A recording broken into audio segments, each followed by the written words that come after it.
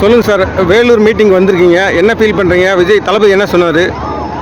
தளபதி நம்ம தமிழக வெற்றி கழகத்தின் தலைவர் வந்து இன்னைக்கு மிக எழுச்சியாக ரொம்ப எமோஷ்னலாக மக்களை பற்றி சிந்திச்சு மக்களுக்காக நம்மளை வந்து வரும்பொழுது நம்மளை வந்து எவ்வளோ கஷ்டத்தை கொடுக்குறாங்க, எவ்வளோ இதை வந்து நம்ம வந்து ஃபேஸ் பண்ண வேண்டியது இருக்குதுன்னு சொல்லி தலைவர் வந்து ரொம்ப எமோஷ்னலாக பேசுகிறாரு.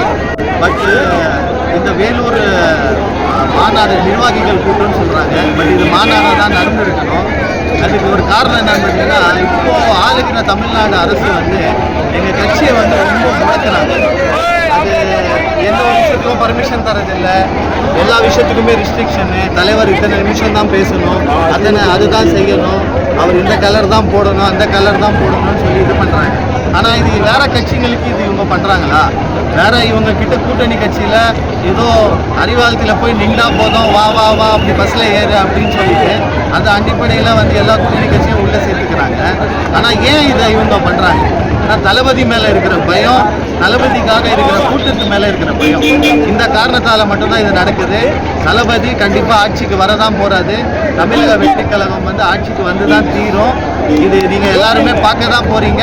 மக்களோட சக்தி, மக்களோட சப்போர்ட் வந்து தளபதி கிட்ட கூட இருக்குது. தளபதி ஒவ்வொரு வீட்லேயும் வாழ்கிறார்.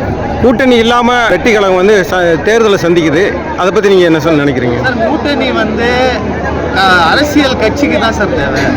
மக்களோட பிரதிநிதியாக இருக்கிற எங்கள் தளபதி வந்து தேவையில்லை. மக்களோட கூட்டணி வச்சிருக்க தலைவருக்கு எதுக்கு சார் கூட்டணி?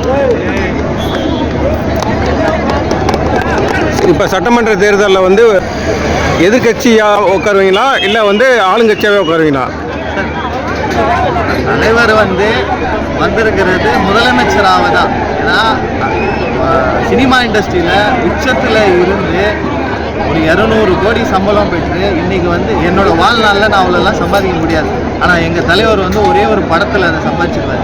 அப்படி ஒரு ஆப்பர்ச்சுனிட்டி அவருக்கு இருந்து அவர் வந்து இந்த வேகாத வெயிலில் வந்து கஷ்டப்படணும், இது பண்ணணும்னு அவருக்கு அவசியம் இல்லையா சார்? மக்களுக்காக மட்டும்தான் அவர் வந்து வந்திருக்காரு.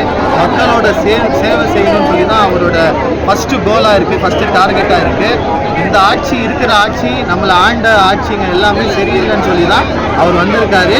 அதுக்கு வந்து நம்ம தலைவர் தான் நெக்ஸ்ட் தமிழ்நாடு முதலமைச்சர். அவர் எதிர்கட்சி தலைவர் ஆவார் சொல்லி வாய்ப்பே கிடையாது. தமிழக வெற்றி கழகத்தின் ஜனநாயகம் வெல்லுமா? 100% வெல்லும். தமிழ்நாடு மக்கள் வந்து அதை வெல்ல வைப்பார்கள். ஜனநாயகம் படத்தை பற்றி சொல்லுங்கள். இது வந்து நீங்கள் தலைவர்கிட்ட தான் கேட்கணும். சரி, நன்றி நன்றி நன்றி.